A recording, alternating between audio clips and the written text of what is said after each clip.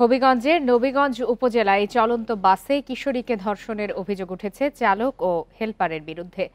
এ বিষয়ে আরো বিস্তারিত জানাতে এই মুহূর্তে হবিগঞ্জ থেকে যোগ দিয়েছেন সহকর্মী আবু সালেহ নুরুজ্জামান।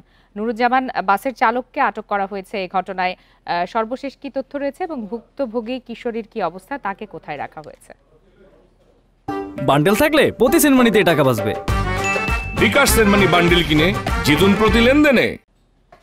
দেখুন, গতকাল রাতে থেকে এক কিশোরী গার্মেন্টস শ্রমিক, সে হবিগঞ্জের উদ্দেশ্যে ঢাকা থেকে বাড়ি ফিরতে চেয়েছিল বাসে করে। সে বাসে যখন উঠে তখন বাসে ঘুমিয়ে পড়ার এক পর্যায়ে সে সিলেট চলে যায়। সিলেট চলে যাওয়ার পর তখন যখন তার ঘুম আসে তখন সে দেখতে পারে সিলেট এসে পৌঁছেছে। তখন সে সিলেট থেকে হবিগঞ্জের উদ্দেশ্যে একটি বাস উঠে, সেটি হচ্ছে মা এন্টারপ্রাইজে উঠলে ওই গাড়িতে অনেক যাত্রী ছিল।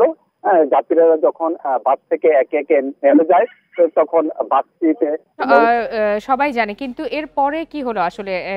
বাস চালককে আটক করে তাকে কোথায় রাখা হয়েছে এবং সেই কিশোরীকে উদ্ধার করা হয়েছে, তাকে কোথায় রাখা হয়েছে, তার শারীরিক অবস্থা কেমন, এ বিষয়ে কি তথ্য রয়েছে আপনার কাছে?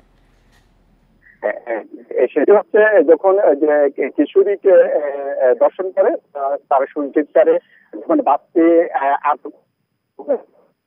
আটক করা হয় এবং চালককে থানায় রাখা হয়েছে। এবং আমরা জানতে পেরেছি ইতিমধ্যে থানা থেকে সাব্বির মিয়াকে হবিগঞ্জে আনা হচ্ছে। আর এইদিকে যে কিশোরী দর্শনের শিকার হয়েছে তাকে হবিগঞ্জ সদর হাসপাতালে পরীক্ষা নিরীক্ষা করা হয়েছে, ডাক্তারি পরীক্ষা করা হয়েছে। ইতিমধ্যে এখনো পর্যন্ত ডাক্তারি রিপোর্ট পাওয়া যায়নি। সে হবিগঞ্জ সদর হাসপাতালে চিকিৎসায় দিন অবস্থায় আছে। জি, আবু সালেহ নুরুজ্জামান, আপনি তথ্য সংগ্রহ করতে থাকুন। ধন্যবাদ আপনাকে।